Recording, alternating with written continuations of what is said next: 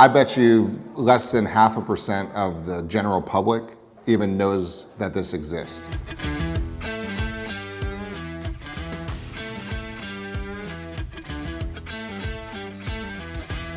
All right, here we are. Real talk, or keeping it real in real estate. Episode 2.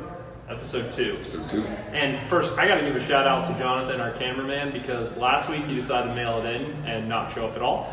But this week you showed up with lights. We got like microphones. We got ads. We got everything. Yeah, right? last time we were a little. Last time we had like a computer set up over here. Because someone decided not to show up. But hey, he's here today. And he's gonna lead us into this next phase of our business. So we'll stop giving him a hard time. All right. So today, I want to talk about the future, what you see coming, what I see coming, how it's going to affect the daily lives of our agents. But first, I want to take a step back because with all the talk about the future and everything that's going on, let's talk about the present for a second and how I think this is something that probably won't change.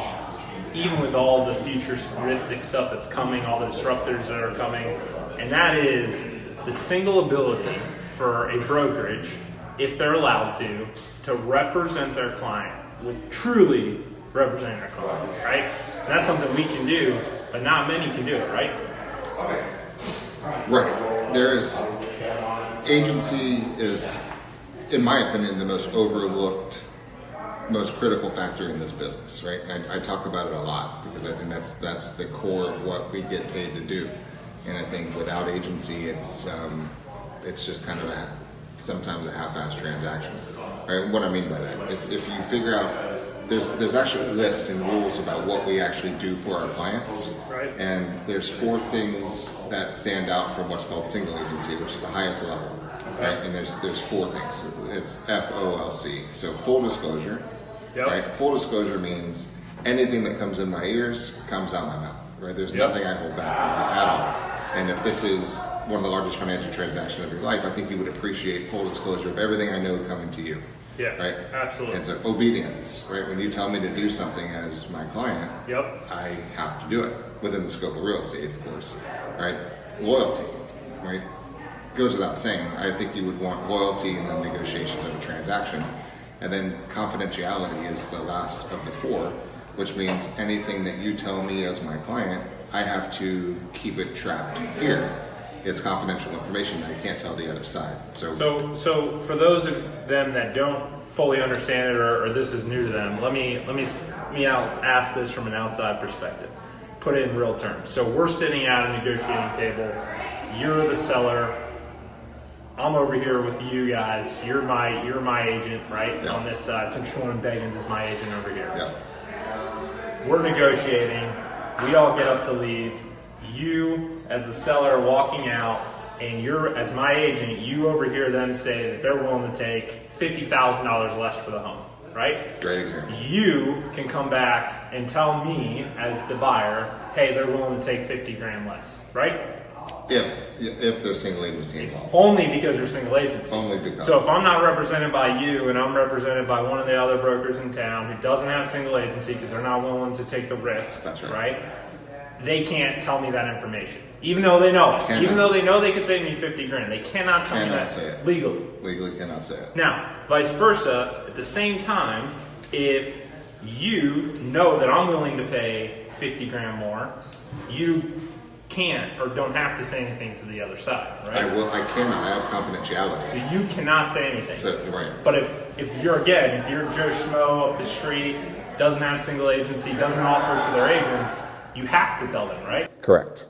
Yep. I have. Yeah. It's now That's a messed up game. It's ridiculous because I bet you less than 0.5% of the general public even knows that this exists. Because most agents, when they walk into a presentation from a listing side or a buyer side, they don't even bring it up because by law, the way this state of Florida is you're presumed to be transaction brokers from the onset. As soon as you meet somebody, you're a transaction broker, so which means you're not on either party.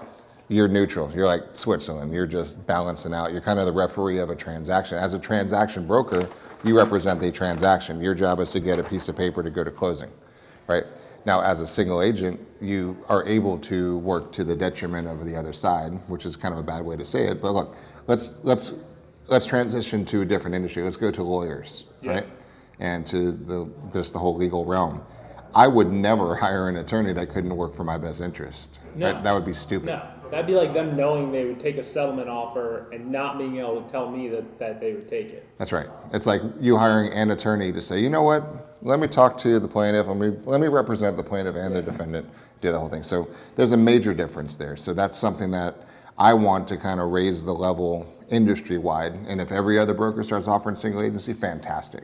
Right? Yeah. Whatever. I mean, they almost should be required to. Well, everyone's got their own opinions on that, but from our opinion on it, it's the highest level, and it only makes sense to be able to offer it to your clients when you can. Yeah, right? That's mine. And it's a lot of extra liability on the brokerage, which is why a lot of the other brokerages don't allow it. They don't even allow their agents to do it. So, but we spend God knows how many hours training and coaching and working with our staff and our salespeople that they know the difference. It's really literally putting a different hat on. Now imagine this scenario. Let's say I'm doing an open house for one of our sellers or one of our agencies, and somebody walks in from Remax with a buyer, right? Single agent. I can now go beat up the Remax agent, right? Not physically, just from a negotiation. You probably could physically, though. You're a large man. So we wouldn't do that. Then if somebody walks in unrepresented, now you spin your hat around to transaction brokerage. Now, if somebody walks in with Coldwell Banker, you spin your hat back around to single agency. Somebody walks in, unrepresented transaction broker. So now we do both, right? Yeah. There are times when we do both. So it's not that transaction brokerage is bad. No. It's just different, and it's a lower level. Now, I see it as being, only time I see it as being bad, though, is if you are being a transaction broker against a single agent brokerage. Oh, yeah. Then you're in a bad spot. You're in a bad spot. Because they spot. can do whatever they want, Correct. essentially, right, to get a deal, the best deal for their client, and you can't. No, they're walking right? into a fight with one arm tied behind their yeah, back. You're going into a gunfight with a knife. Exactly right. So I see that as being a problem. If both sides have transaction brokerage, or if you're double-siding it, representing both, and just the transaction, I could see that, essentially panning out just fine. But to go into a seller's living room and to tell them that this is one of the largest financial transactions of your life, and I'm not going to take care of your best interest and work to your advantage, I mean, might as well just pack up. So to anybody who's watching that is not offering single agency, just keep doing what you're doing. Yeah. Right? For any client out there, I think you should demand a different level, a higher level. And we just feel it's right. And that's why we've been doing this for years and years and years. And it's the right thing to do. So I just don't think many people knew. I mean, I had no idea. They don't, when I right. entered, when I came here and started learning about single agency, it was like mind blowing because I've bought and sold many houses without ever really knowing that the guy that I hired wasn't even really working for my best interest. Right. Which is something they all pitch when they're sitting. I'm going to get you the highest price and all that stuff. I'm here for you, blah blah blah, and then they leave and they absolutely can't do anything. Now, the only time, what I love about it is we're actually able. If I go to you and Courtney's house and say hire us, right? You're hiring the entire company, and then hire us. We actually will go to the mat. We will take the other side down. We will go shake them upside down, get every penny possible. We will find out their entire situation, smack them around. Right, not literally. Everything we can do to get you the best price because we have the loyalty and confidentiality to you, not to the other side. So that is, it's key. It's a paramount. It's a foundational cornerstone of this business. And that's something that I think and we're going to go into it now with all the stuff that's coming and all the future tech and kind of where we see it headed. But I think that's something that will never change, right? Unless the government comes down and says everyone must represent single agency, that is something that I think is just a huge differentiator for any brokerage that offers it, because as a client, that's what you have to want that, right? Like I can't see anyone be like, no, don't work just for my best interest. Do you have that lower representation you can give me lower level for the same price? Be this middleman over here that takes 3% of the transaction. Right. Like I just don't see that. Right. So it's mind blowing. That's why I wanted to make sure if anyone watching For those of you that are watching, we did post an episode to our Instagram, YouTube channels. You can search that B3 episode if you're watching live. Otherwise, we'll link it. Well, Jonathan will link it in the bottom when we post this video, so it'll be there for you. All right, so switching gears a little bit, going into the future. You were just at a major conference. Top brokerages in the country are there, talking about all the disruption. Had actual buyers and sellers, who were trying to get in front of every single day. They're giving their opinion of the whole real estate agent and in general and the process. So let's go into that a little bit and kind of where you give your opinion first. Some of the things that you learned at that conference, where you think the disruption's going to try and come, whether it comes or not, and how you're going to combat that, how we're going to combat that as a brokerage, and how other brokerages out there can do that themselves as well. Great question, a big question. Yeah. I think if you were to summarize it, I think as an industry, we have allowed ourselves to be kind of commoditized. And what I mean by that is really there's not been a lot of differentiation out there.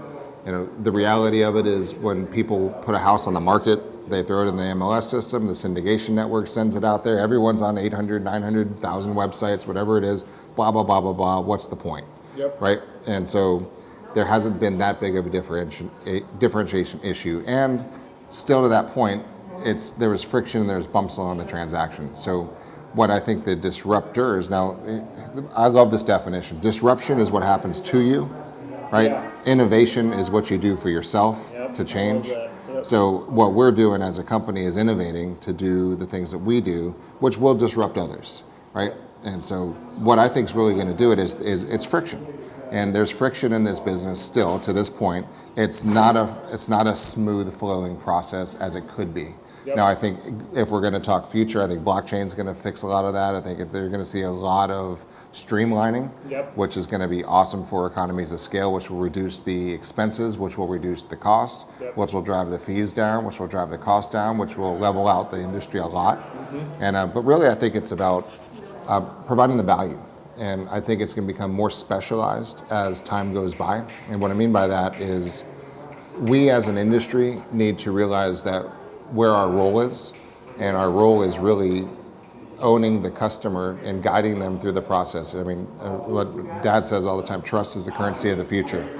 And the trust into this world is what it's all about. So can I convince, will people see the value in using us is the whole point.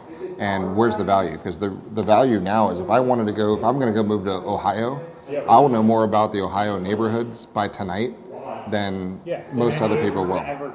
Right? And once I narrow into a neighborhood and a price point, I'll be able to figure out exactly who bought that house, the one next door, how much they paid for it. We got a little circus going on in here today. So we like to party in this office. Yeah, so it's a good time. We apologize. We like to have fun and make money. Yeah, circuses. Part of the process.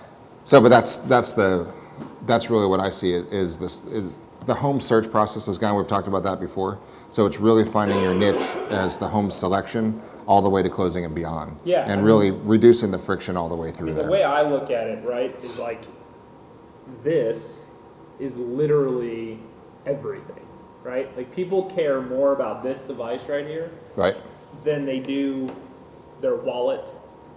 Some people, their children. Like this is everything, right? Oh, you freak out if you leave home with it. Oh my gosh. Yeah. Like it's an addiction. If this thing like fell off like table, like I would fall and break my face to try and catch it, right? Before I would let it break and lose everything. So I think this device has obviously changed the game. It controls everything. People can search. They are searching, right? So many agents, so many brokerages are spending all their time trying to be the one that gets searched, right? I believe that's a waste, and I think you would feel that way too, unless you have $300 million like Zillow does to go spend and own that process. Right. And Zillow owns Trulia and, eventually probably Realtor.com. And, they're going to constantly, I think, evolve because that's their world. Where I think you were kind of headed with this is we need to own that other half of this, which is once I identify the homes or area that I want to live, be the expert that then takes me through the process.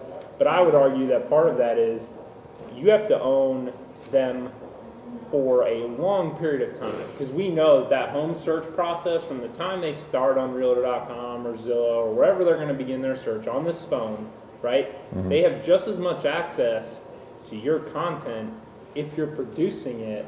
And when they're starting that process, if they're listening to this podcast, if they're watching your videos, right, and they begin to see that you are bringing value as far as the representation goes, right, and as far as the brokerage goes, they're essentially going on this journey with you, right? Yep. And now, when it comes time, they found the area on Zillow, and now they're looking for that next step. Who do you think they're going to call, right? And that's, I think, where we're trying to head. And for any brokerage or agent out there, I think that's the best advice we could possibly give, right? Is put yourself out there. All your advice, the best advice you can give it away for free, as much as you possibly can, daily if you can, and just go. Right. Let's back up to the Zillow, because this is something I think is a game changer for the industry, which will either, if we as an industry can articulate this, whether or not we can, we'll find out. But if we can, we're fine. If we're not, we'll be altered a lot, right? People think that putting a property on the market is simple, right? And this is a big issue. They've commoditized that, right? Zillow has been able to do that. A lot of people say, pay me a couple bucks, we'll just put it on the MLS, right? Yep. Just to put it out there. And the value is on the inside. We see it every day. A lot of for sale by owners, those type of people trying to sell it on their own. They always say, bring me a buyer, I'll pay you, right?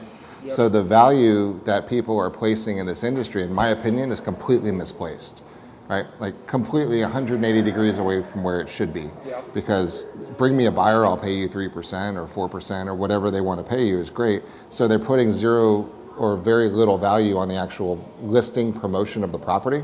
Yep. That's where I think is a huge mistake. Because if you really think about this one from a business perspective, put your business hat on, you put one of your largest financial assets, if not the largest financial asset, on the market, right? Yep. Unrepresented, right? Which is a big key here, unrepresented, yep. Right? Because they don't realize that there is representation out there.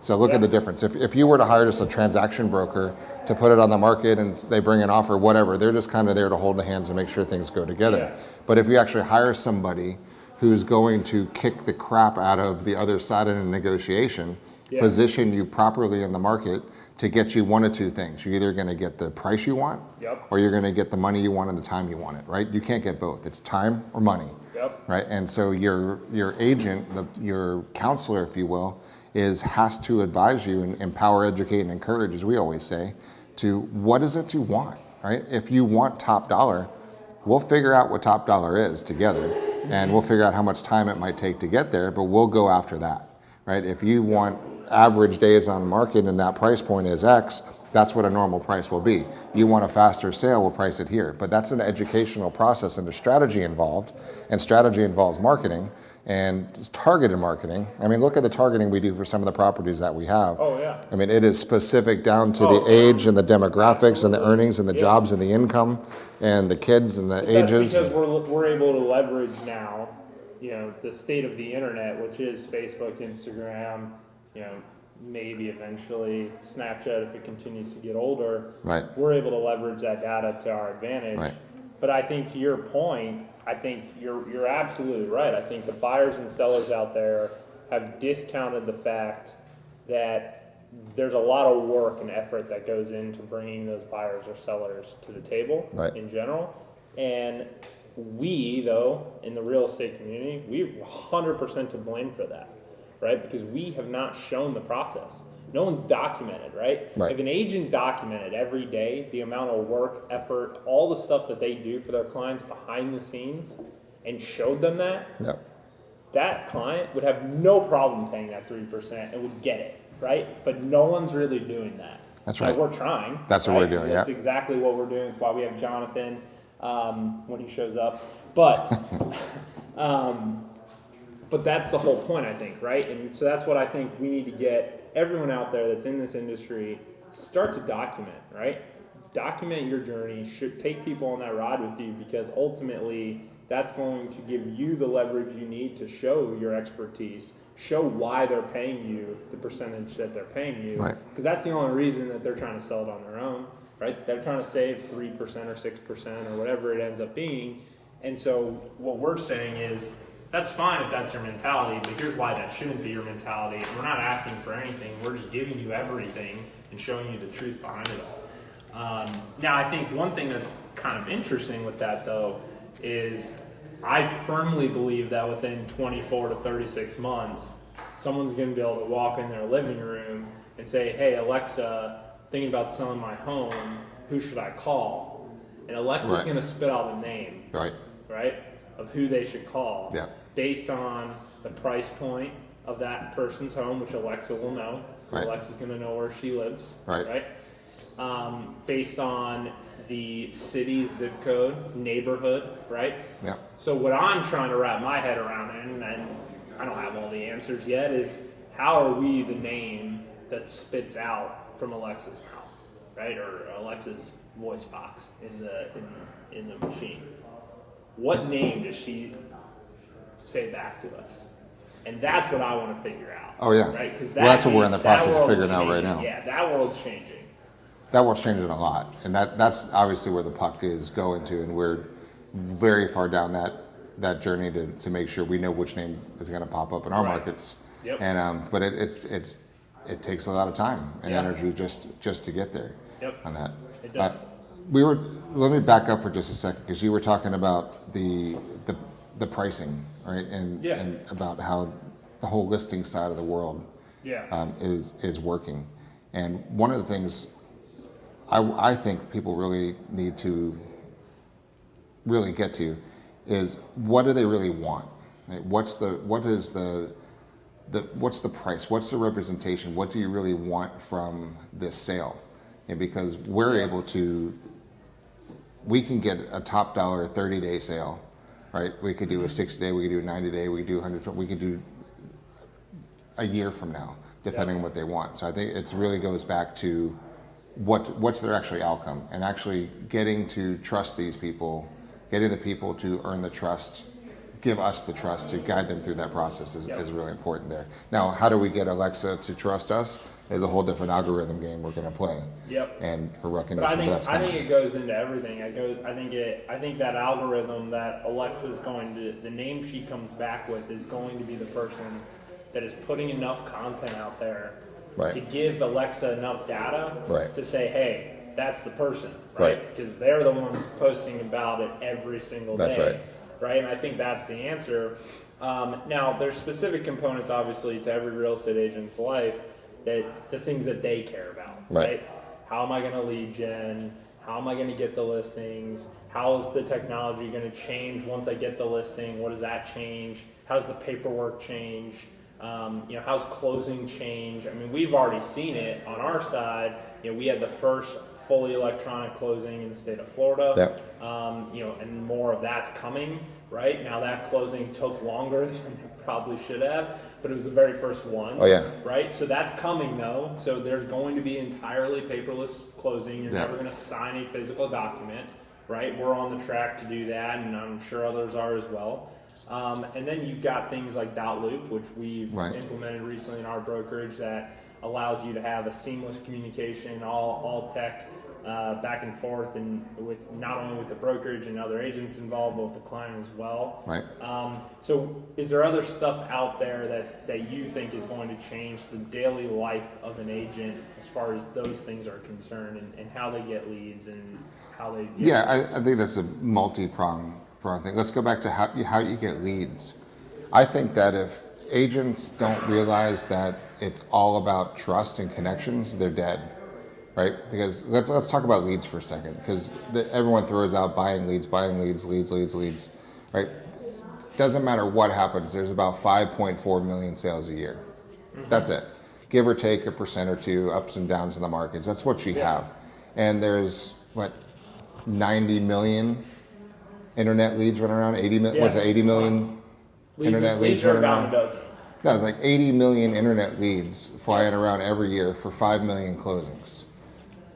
Think about that. So what does that mean? In essence, the 75 million are trash, right?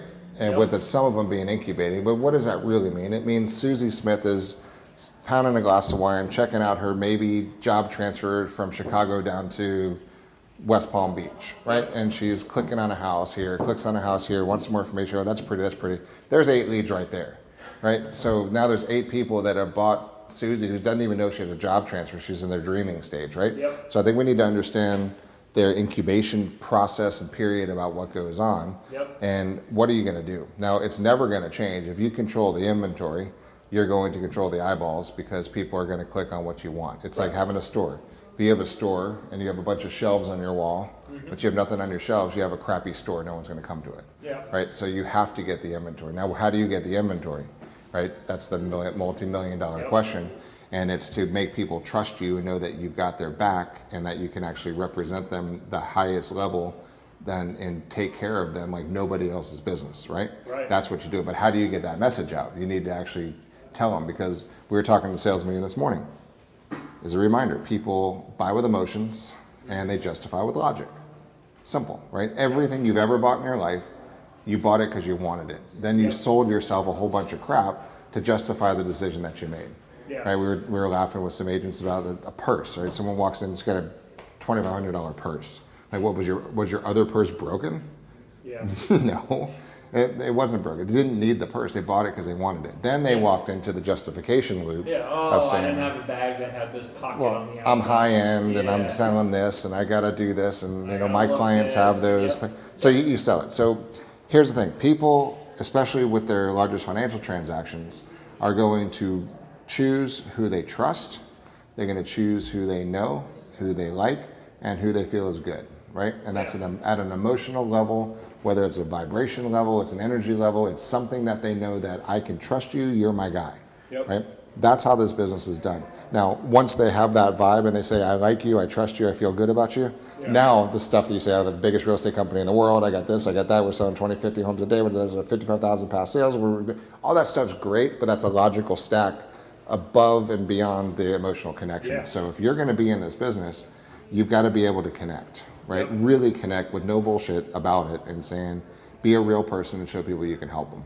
Now, if you don't know people, you're going to have a hard road because this business, this world is getting more fragmented and more disconnected as everybody runs their lives like this, right? Trying to get into their own little world. So you're going to have your tribe of people that you need to be connecting with. So as the future goes, I think that tribes will become more important because there's going to be fewer connections out there. There's going to be peripheral connections or quote unquote friends or that, but the real face-to-face is going to be fewer and far between, I think. So what I see from a lead gen perspective is really specializing and either getting people. I was talking to someone today, we're developing a special niche for her right now and a whole world. We're doing a whole business plan on how to get into that whole tribe, that world. So it's specialization and it's connection from a lead gen side. The rest of it has nothing to do with you, realistically, from an agent perspective. Because blockchain is going to come in and going to wipe out title. Right? It's going to totally flip mortgage on its ass. Right? And because to be the processor. Clear, for those that like to mingle the two, when we say blockchain, we do not mean Bitcoin. No. We do not mean Ethereum. Although that's going to be a point too. Although one of those, right? And it may even be one that's not even we haven't even heard of yet. That'll probably win long term. Ethereum obviously looks very strong. I think when everyone hears blockchain, they instantly think Bitcoin. Blockchain is 100% separate, so stop headline reading. I just want to throw that out there. But yes, I agree with you. I think blockchain is going to change that aspect of the industry big time. So our role is going to stay, right, I believe, from the home selection, guiding them through the closing process, and then more importantly beyond, right? Because as we get more integrated into the lives of our clients, we will know the guy that has the hammocks to gan the coconut trees to put in your backyard, that builds the best pool, that can help you with the outdoor kitchen, that can also remodel your bathroom, which will get some pavers in your front yard, which will help you do this, which will know who the housekeepers are, who is the home shopping service, what's all of it. So that's where the home advisory, consultant, advisor role, whatever you want to call it, is not going anywhere. So those agents who are slacking in that side of the world right now, you need to step your game up or you're going to be pushed out. And that's really the key. That's the name of this game right now is selection, closing, and beyond. Right? We were talking yesterday, we have 55,000 past clients, right, in our brokerage here. We've sold 55,000 homes. That's a lot. It's a lot. Right? So our whole job is to engage, reconnect, and just engage. Try and keep those relationships. That's it. Right? And it's harder and harder in today's world because this device here has made it easier and harder at the same time, right? But I think you're spot on. I think it's 100% now. It is relationship based. It always has been. But how you forge those relationships now is completely different. How you win that trust now in today's world is completely different. Perfect example. Yesterday, I was talking with one of the agents over at the beach offices, and she was not engaging. She grew up here. Went to high school here, went to college here. She grew up here, she's got a family here. She's firmly rooted in this marketplace, right? Yeah. And she's got several hundred friends, right? Real connections, one of the greatest people out there. And she's not leveraging herself at all in social. Yep. So yesterday got her to finally get out there, bust her phone out there and do it. And I'm just pulling it up right now to see what's happened. And so we've got this was 2:00 yesterday. Now there's 543 views, right, in less than in 18 hours, right? And so that's just part of her sphere. But the connections that are coming out of here are unbelievable. Yeah, well, it's a reminder. Everyone's busy, right? We all have things. I have 2 boys. I'm at a baseball field 5 minutes a week, right? Like, friends staying in front of me with what they're doing is hard, but every single person, for the most part, is on a social network, whether it's Facebook, Instagram, at some point during their day. Yep. But if you're not there, if you're not engaging with them, if you're not giving them gentle reminders about what you do, how you do it, and it doesn't have to be asking. See, I think that's where so many people screw up. We all want to get in front of that friend when they're making that decision to sell or buy a house. Right. Instead of too late. Screw it, it's too late at that point. Instead of just, showing them that you're an expert at what you do, because they may like you, but they may not trust you that you're good at what you do. Right?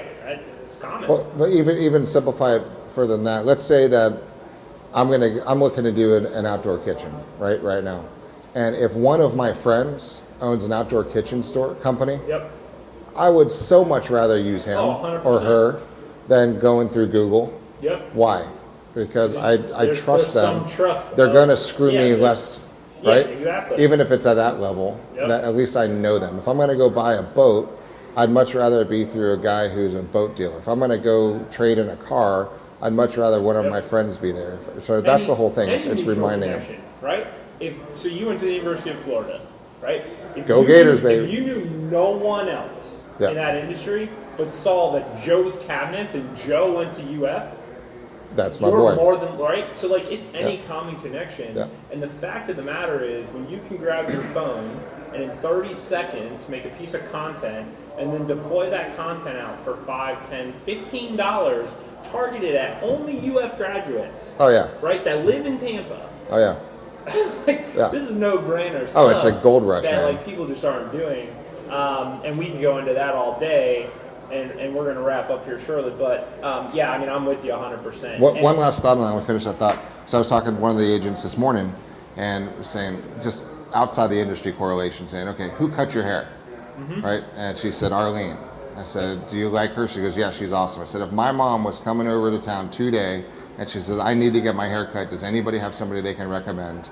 Would you jump up and say, call Arlene? She says, hell yeah, right? So what Arlene's done well is she's earned trust, right? Yeah. And there's only room in your brain for one person in each category. It's like a big, giant, old school filing cabinet. You open up the drawer of hairstylists, and Arlene's in that one. So our whole job is simply own that. So in their drawer opens up real estate, right? Anything real estate. And I'm talking home repair, AC, pool, outdoor kitchen, title, mortgage, homestead. I don't care what it is. Think about you when they're thinking about real estate. Then you're never going to have to worry about a thing. But if you're hanging out half-assly and hoping you're going to get a deal, or maybe holding an open house hoping somebody walks and stumbles through, you're not building a business. So get off your butt, go build some connections, and let people know what you do. Because here's the key. Of the 540 people that watched her quick live 2-minute blurb yesterday. One of those is either having a baby, getting divorced, getting married, getting a job transfer, moving up, moving down. Something's going on in their life that's requiring a real estate move. Guarantee you. Right, at least one. I think there's more than that already that's already come from that. But you get one of those a week, right? That's a couple $100,000 a year job. Yeah. So let's take the advantage of the gifts that we have right now at our disposal to crank this thing out. So it's at your fingertips. Now, I think the way you go about it, though, of getting those leads depends on what you're good at, right? So you need to be self-aware enough to know what your strengths are, which kind of leads back to your personality, right? Your personality type. We do a lot around that. We're rolling out a big thing right now on the recruiting side of really focusing on positioning ourselves, and obviously we have a set kind of list of what makes us special as a brokerage. We were just recently named top workplace in Tampa Bay for mid-sized companies, which is a huge honor. And the reason I think that stuff comes about, though, is because we truly do care, and we want to give people the information in a way that they're going to perceive that information the best, right? And everyone perceives information differently. We're all different in the way that we mentally process things, the way we're raised, like to see things. And I think a lot of that has to do with how we were raised, which will end with an interesting topic that I got in an argument with someone yesterday about, which I want to get your opinion on. But before we get there, personality-wise, I think that dictates how someone goes out from an agent perspective and markets themselves. However, don't let that be an excuse. And that's what I see so often is, I don't like to talk with people. Okay, that's going to be a problem in the real estate world. However, there's ways to combat that, because you can't go on video talking essentially to a mirror and still be able to talk to people, right? And still tell your story. Or if you're really good at writing, there's this thing called Twitter and LinkedIn that allow you to write every day. So you should go write every day, right? So there's different things that people can do. All of it, though, comes back to it's all a long-term game. You have to be patient, and all of those things will build trust and value within your community. I know Lisa here in this office, she wanted to really penetrate as a niche, wanted to penetrate the doctor market and really be that go-to person for doctors. My biggest piece of advice I gave her was go volunteer at a hospital. Ask for nothing, right? But go be seen every day in a hospital by doctors, bring them value, because eventually they're going to get to know you because they're seeing you every day and you're giving them something. They're going to trust you for nothing. She's building trust with them, and she will become their go-to person. It may take a while. It's not going to happen necessarily tomorrow, but if she's patient and sticks with it, that will lead to her being the go-to person. Not just being there, but connecting and engaging and being accepted as part of the tribe. Bringing them value, right? Like, they have to see that. So I think we've hammered that home. Touching on the personality thing, because I think it does go back to how we were raised, and this was an interesting topic that I got into a little bit of a debate about with a friend of mine. So obviously your son's a little young, right? Just turned 2, so he hasn't started the whole sports thing yet. Right. But you played growing up, I'm sure Craig did too, and I did as well. And one of the things that came up yesterday was participation trophies. And how and if they should be offered, and how that's affected the millennial buyers that are out there. And we're entitled, right? I'm a millennial, we're entitled, and that all stems back. And the comment that was made to me was that stems back to because you guys all got participation trophies, and that should stop today. I have an interesting take on this, probably different than what most people would expect, because I'm super competitive.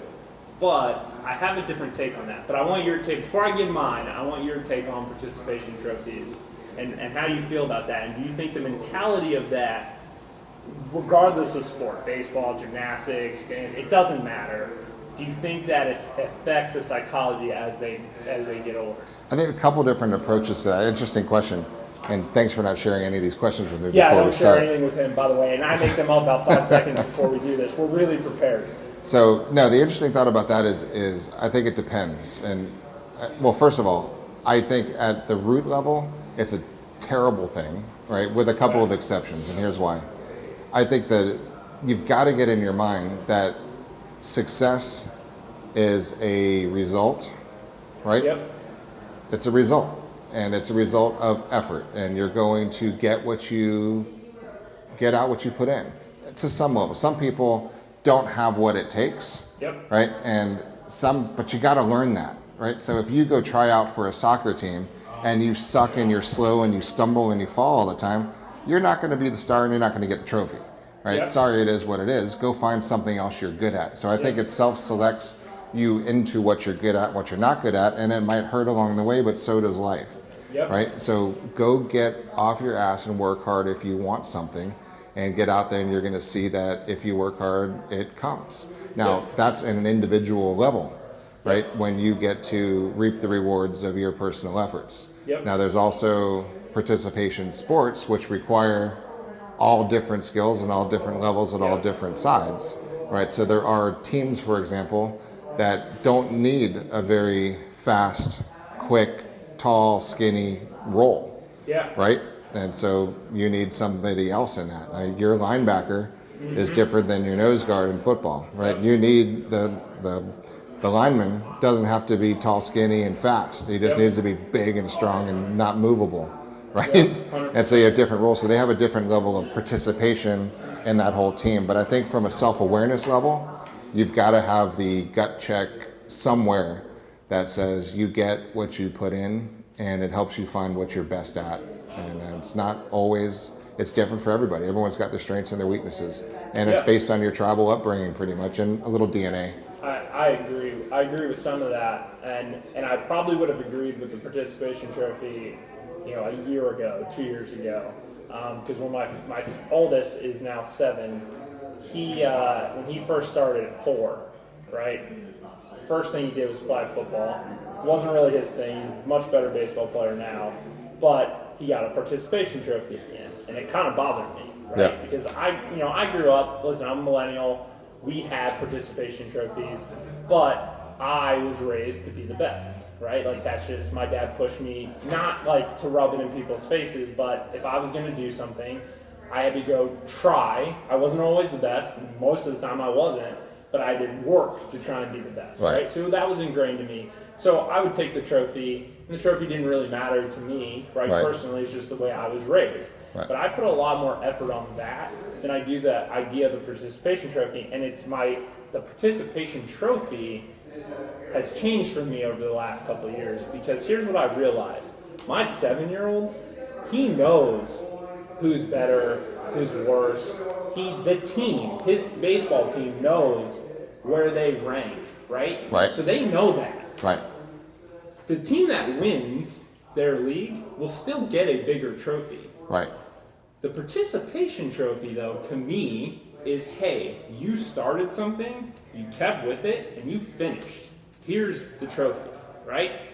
And I think there's value in that. I think there's value in teaching someone that when you start something, you finish it, and you got to reward that behavior, right? If they quit halfway through, they don't get that trophy, right? So I think I look at that trophy as being differently. I would equate it to, you got a college degree, were you number 1 in your class? Because that's essentially what we're saying, right? We're saying that, you went to college, you had a class, you could have been number 1, you weren't, but we still gave you a piece of paper and a degree, right? So that's how I look at it, is it's all about teaching that mentality of, you start something, you got to work for it. You want to be the best. Sometimes you're not, but if you can start and execute on something and work towards it, they know who the best is. So I have a different take on it now, because I didn't realize how much it mattered to them to be the best, even though they weren't, right? So I don't mind giving them that trophy now, because he knows that they didn't win, because the guys who won got the bigger trophy and they just got these small little ones. And so he's kind of built the same way that I am mentally, where it doesn't matter as much to him. But I still think rewarding that behavior of starting and finishing something is important. And I think, so I just have a different take now on these participation trophies than I did before. I don't think it's giving them something for nothing. I think they put effort in, right? No, I can see that point. I think that's a little snowflakey, but I see that point. It's not the first time I've been called a snowflake, so it's okay. It doesn't hurt me as much. Good point, though. You got to have the balance of you got to finish what you start. And you're not always going to be the best, but I think at some level, it's okay, because you don't need to be the best in everything. You need to be the best that you can be, right? Given your skill sets. I think the work effort is the most important thing. And I think that doesn't come from or detract from someone giving you a participation trophy. Because it's a choice too. I mean, if any kid wants to train and run 4 or 5 hours a day, he can be that. Yeah, I mean, my son's a prime example. He was very, very smart from an early age, right? He just read like 10 months he's talking, right? Like he was just advanced in that way. Those first couple of years of sports, they were hard for him because he was like, wait a minute, like it didn't come easy, where everything else school-wise came really easy. He had to work for it. And it took him until probably last year when it clicked with him, like, okay, I'm not just going to be naturally good at everything. I actually have to work. Yeah. And I would start coming home from work, and he'd be outside working on his own, on throwing the ball on ground balls and hitting every day on his own because he realized he had to work. So I think that's it. Yeah. I think naturally that'll come for some kids. For some. But I think others, like, I think it's parenting. And I think we use this participation trophy as an excuse to categorize kids, when in reality it comes back to their upbringing and their personality type. And everyone's good at what they're good at. I mean, most people, if you look at who's successful, that person, whoever you think about, can't be successful without an amazing supporting role, right? And cast of characters that are supporting scenes. Yeah. And not everyone's going to be that number one dominant figure, right? Yeah. They're going to be the people behind, and that person isn't him or herself without that supporting cast. Yep. So you've got to have the best people in their different roles. Someone's really sweet, great with people. Someone's awesome at numbers. Somebody's great at marketing. Somebody's great at film. Someone's good at editing. I mean, everybody has to have their role. Yep. And I think just life gives you the knocks along the way to figure out what's not your role, right? And what is your role? Hopefully figure that you're out. Self-aware enough to realize that they're right. and as a parent, right? And I'm sure you do this. Like I did it with him. You can't be afraid to tell your kids either that they're not good at something. That's not you. You want to build their self-esteem, and I was never mean about it. But I told my son, I said, listen, you don't have the aggressiveness that you need to be at the level you want to be at football. You just don't, right? It's just real. You just don't have it. Yeah. Baseball, you do, right? You have the hand-eye coordination, you have the skill set. You can develop at baseball. If you want to play football, cool. But you need to know, like, you just don't have that to get to that level that I know he wants to be at anything he does. And that he took that really well. And I saw it, like, he gave up football, went all in on baseball, and it's paid off. So I think that in itself is, like, taught me as a dad, like, you got to be real with your kids. And I think that will help him later on as well. But I think so many parents are so afraid they're going to, like, discourage their kids. Some kids need a little discouragement. Well, we do it in this business too, all the time, right? I mean, everybody is not made to be a great communicator or salesperson or listing agent, right? So, listing agent is a skill. Mm-hmm. Being a great buyer's agent is a skill. They're totally different skills, right? So some people are just made better to be a great buyer's agent. Or some people phenomenal at transaction management. They're not good with people, but they still have a role on that team, right? So I think it's the self-awareness that you bring up is important. What are you? And all of it's great, and all of it's needed, and all of it will reward you in tremendous ways when you work hard at whatever that level is for yourself. So really, it's self-awareness. Find your fit. I agree. We see a lot in this industry too, from a recruiting perspective. For all those agents out there, how many times have you got an email or a call, never actually talked to the individual that's trying to recruit you, and they're telling you on the phone like how perfect you're going to fit in with their culture and their environment, and they're this, and you're going to love this. How do they know? They don't know you, right? They don't even know what personality type you are. They have no idea if you'll fit in. Here's what they did. They looked at a piece of paper, saw that you did 12 transactions last year, calculated how much money they can make off of you, and decided that you're the one to call and you're a good fit all of a sudden, right? I mean, we're taking a little bit of a different approach. We actually do want to get to know our agents a little better. There are people that sit across from us and we say, probably shouldn't be doing this. This isn't the right thing. There's other people that were like, hey, you really are a good fit. Whatever it takes, we're here for you. But we have to understand that fit, right, is different for every person. And we're going to tell you that. And some agents, I don't think like that, and some do. So that's good. All right, deep stuff here. We got a little deeper than I thought we would today. But we'll wrap it up. If you have want to comment your take on participation trophies, go to one of our social channels. Snowflake.com. Yeah, you go to Mike Puma's a Snowflake. No, I'm just kidding. Instagram, it's at Beggins3, Beggins3, or you can go to our YouTube or Facebook, and that's we'll link that. Jonathan will link that here in the video. Thanks for watching. Have a great day.